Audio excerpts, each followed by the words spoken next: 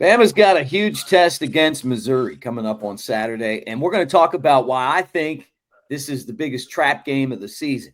And we'll get into that. But if it's a trap against a pretty darn good football team. So we'll talk about that here on the Bama Tailgate Show. Hey, guys, we are presented by Pearl River Resort. I'm going to put my microphone closer and tell you guys that the Azaleas and the Oaks are two amazing golf courses at Dancing Rabbit Golf Course. It's the Augusta you can play. And don't forget about the Timeout Sports Lounge. That's at Golden Moon Casino, Vegas-style sports book that is an hour and a half from Tuscaloosa, 2 and change from Birmingham. And I just got back from Vegas, and I wish that after that long day of travel that I was really coming back from Pearl River Resort. Let's go.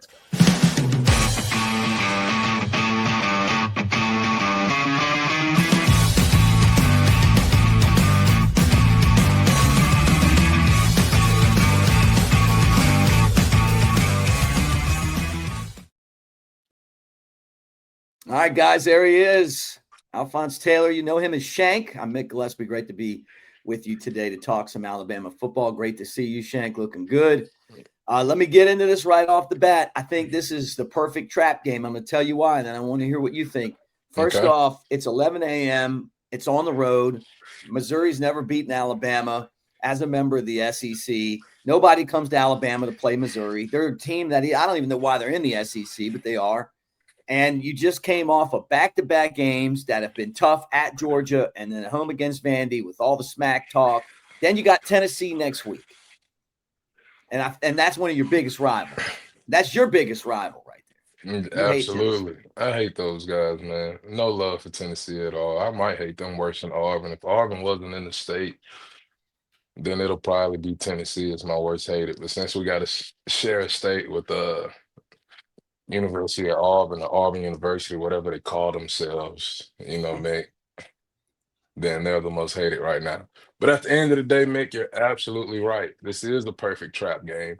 But at the same time, I don't think it is a trap game, Mick. And here's why. Even though Missouri haven't beaten Alabama since they've been in the SEC, Missouri has continually gotten better year by year, Mick, for the past couple years now. And they're a tough football team to play. And I feel like they're the type of team that prides themselves on being a grit and grind type of team, right? Um, and they're going to try to answer the bell as far as physicality goes. And so for us, I don't think it's a trap game, Mick, because I think we understand that every game from here on out, we got to win, man.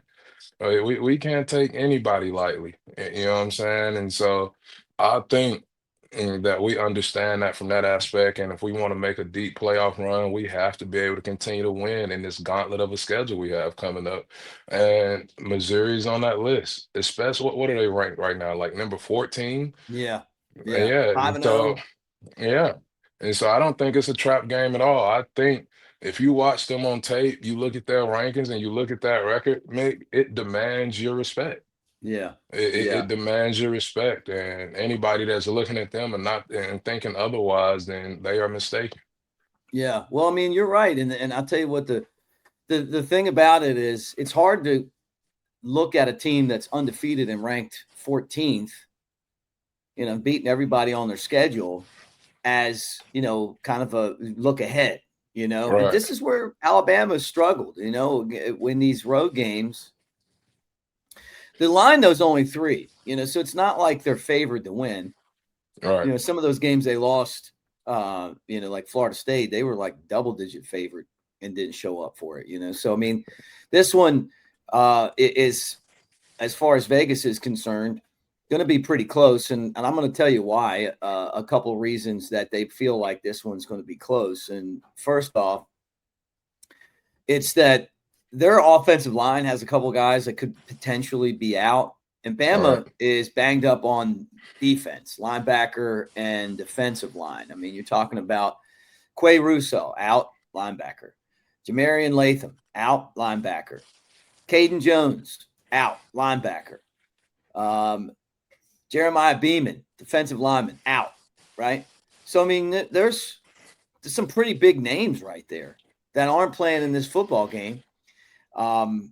They've got Logan Reichart is out on the offensive line. Caden Green is questionable on the offensive line, right? So, it's who's going to be able to play with maybe out some of their best players and still get the job done. And then for Alabama, just to kind of throw this out there, is that can they stop Ahmad Hardy, who's one of the best running backs in the country? I mean, talking about a guy that leads the college football in, yards after contact, breaking tackles. I mean, this is a legitimate back, and Bama's had some holes this year on that side of the football.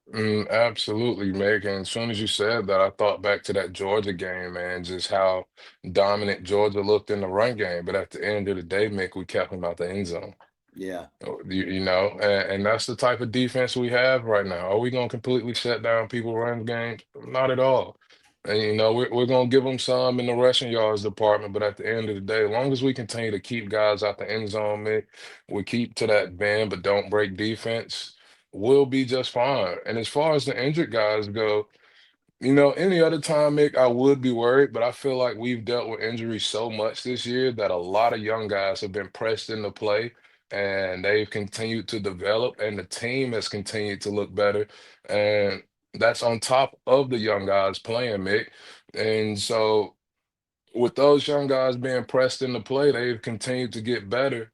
And now instead of me worrying about, oh, we got young guys in there and we got guys that are injured, I'm excited, Mick, because these young kids are hungry. Yeah. They're hungry. They're going out there flying around, doing absolutely all they can to make it happen.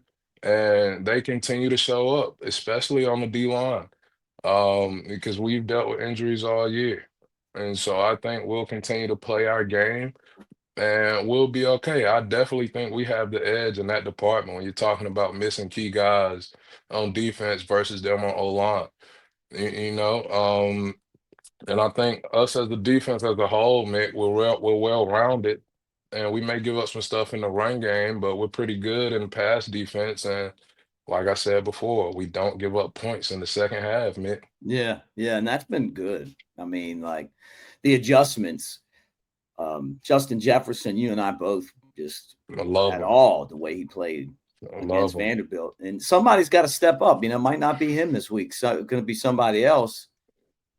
They got turnovers too. It wasn't like they were stopping Vandy from moving the ball. I mean, they did in the Right. second half, but they when they had to make a play, they did. They got a fumble, they got an interception, and that made a huge difference for for Alabama and what was really a really tight game with Vanderbilt. And so now you got to go on the road. I don't like the 11 a.m. games Hey, because you're so out of your routine, and then you just pop in against somebody at 11 o'clock on the road. I mean, everything just seems like those games always seem weird to me.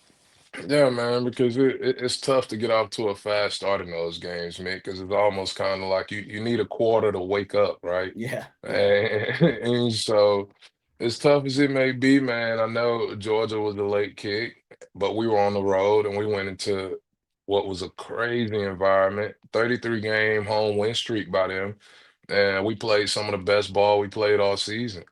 And I think after seeing that, Mick, I think we're well prepared to go into Missouri and handle business. yeah. Now, the 11 a.m. kick sucks. Absolutely. Absolutely. What What's it a- like when you played at Alabama and you had an 11 a.m. kick? We didn't have a lot of them like Auburn, but one yeah. you automatically have to play them. Yeah, man, it's an early start to the day, man. It's an early start. You don't really get that leisurely time that you kind of enjoy to get your mind right for the game day of.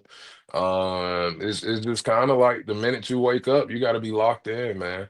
You know what I'm saying? You go through your process, you go through breakfast and everything. Yeah, man, you have early team dinner, and it's just like you don't really have that time to just kind of get your mind right, sit around and just lock in. You got to wake up locked in, man. And I know that's hard for a lot of kids. But it's something that has to be done if you want to play winning football because we can't control the kickoff time, but we can control our play. Yeah, right. Well, it'd be like in the NFL when you go over to Europe and play, right? You got to go travel over there. Then Right. those games are always early. I'll tell you one thing I really like about Alabama, and I know you are with me on this, is the Juice Squad, the guys up front. The way that they've been able to control the clock, and we saw a little taste of that against Florida State, but we've seen that now as part of their strategy moving forward on the season. You know, like they can get the ball and hold on to it for a long time. You know, they convert third downs. They're getting better at the run game with Jam Miller in there. He just adds so much. I'm honestly I've been really surprised at how much of a difference the offense is running the ball with him as opposed to anybody else that Alabama has. And when you go on the road in a spot like this, being able to control the football and control the clock is going to only help you. Absolutely, I'm with you there, Mick, because those things, controlling time with possession, being able to run the ball, and just controlling the line of scrimmage, those are things that we've done these past couple games that have been really tough games. And those are the reasons I feel like we came out with wins, Mick. You look at the time of possession, Georgia and Vanderbilt game, we almost over possessing them by 10 minutes in both games. And then we've said it before, you look at the third down conversion rate, the Georgia game, what, 13 of 19, something like that, which is absolutely insane. And look, we knew, Mick, we knew all along with Jam coming back, the run game was gonna start to pop. And and me personally, as a guy who sat on the sidelines for a long time behind some really good offensive linemen, man, those young guys can benefit from watching him in live reps. You know what I'm saying? They can see how in game speed action, how he presses the hole before he makes his cut, how he attacks downhill, how he's north and south, and he's not bouncing around behind the offensive line. That's an experienced vet at running back, and that's what we needed, Mick, and that's what these young guys needed to see. And that's only going to continue to push the running back room to get better, man. Um, because you think back to those running back rooms where Derrick Henry were in, and you had Kenyon Drake, Damian Harris, TJ Yeldon in rooms.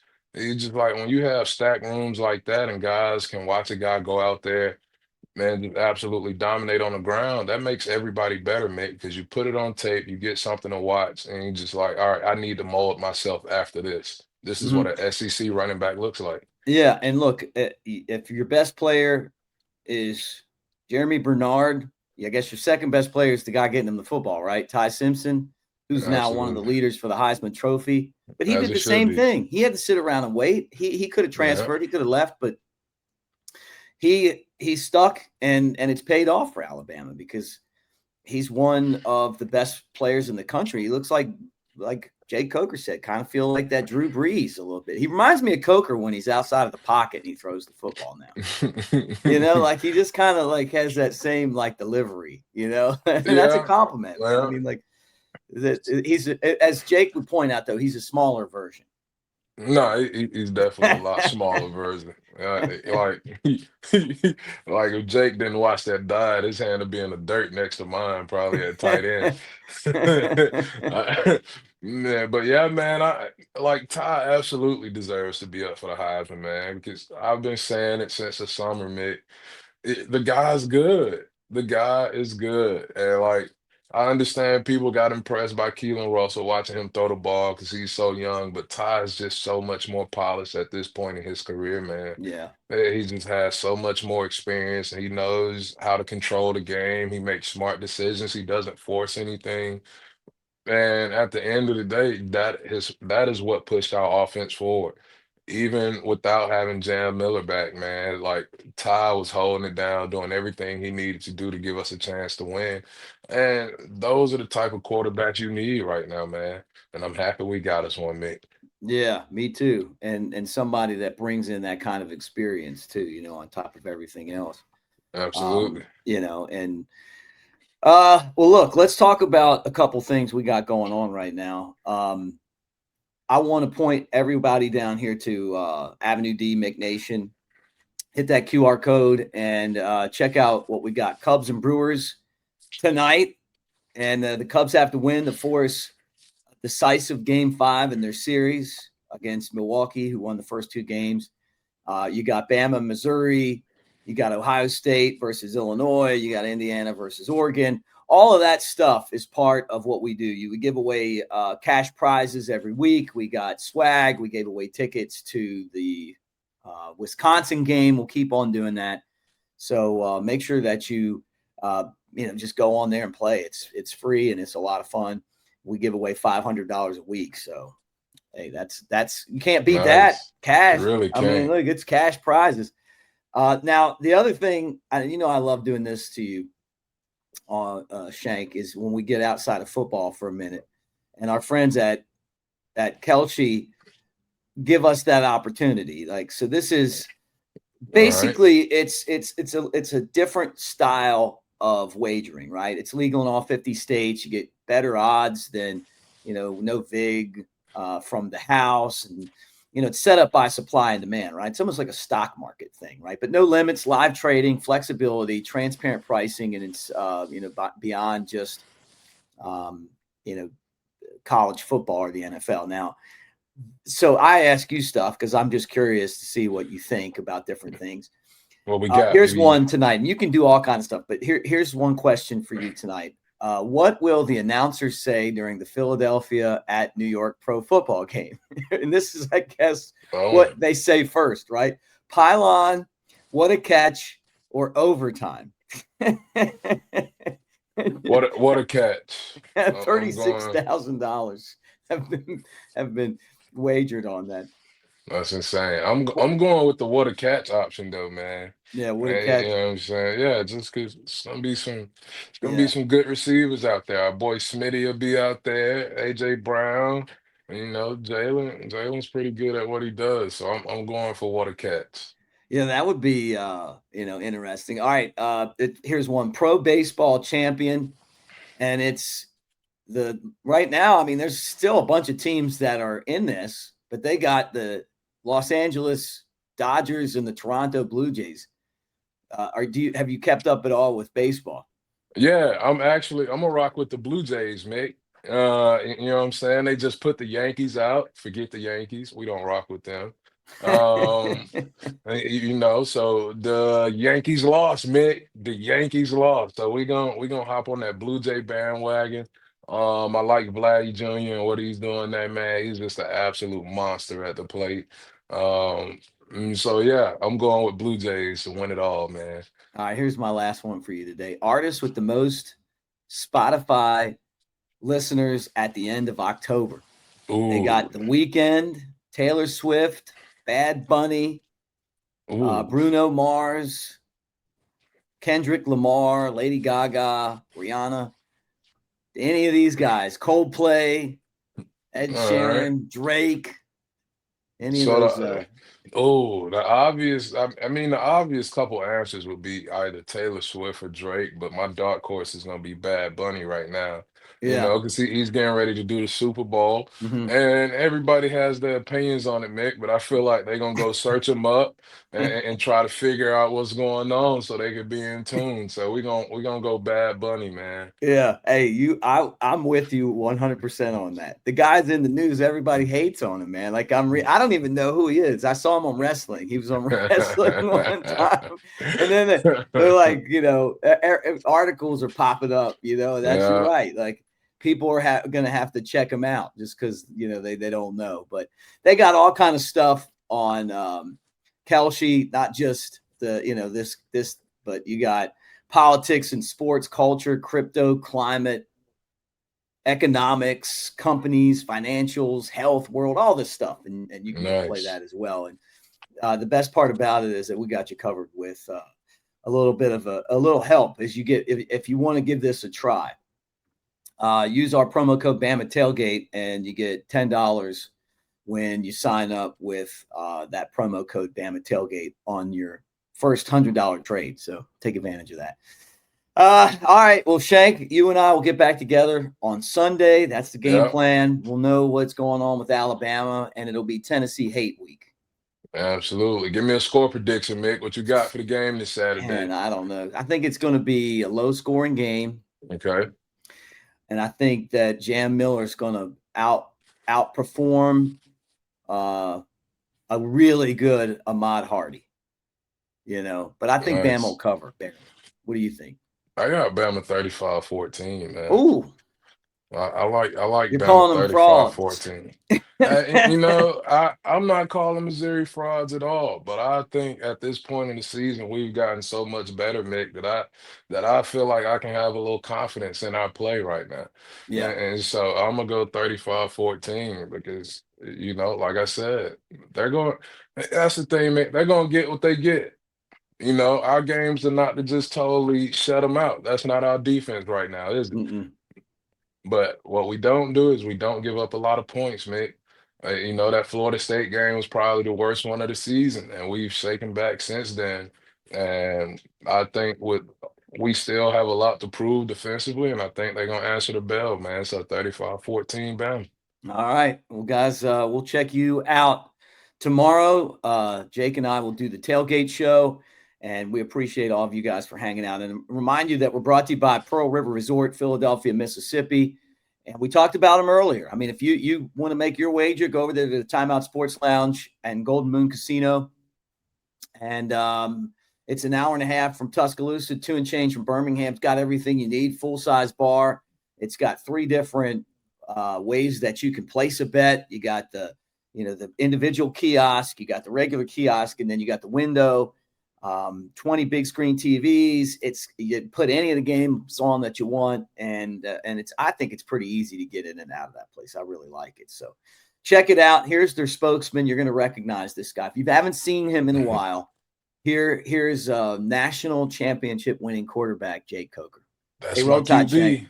Yeah, that's your QB. Here he is. I may not suit up on Saturdays anymore, but I'm still in the game. Let's roll. In here, I call the plays, make adjustments, and lay it on the line.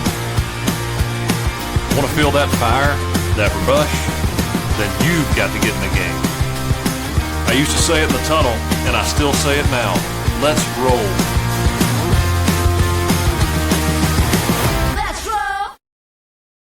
We're presented by BOD Coach, and you can tell I'm slimming up over here, and it's because of BOD Coach. This is absolutely amazing.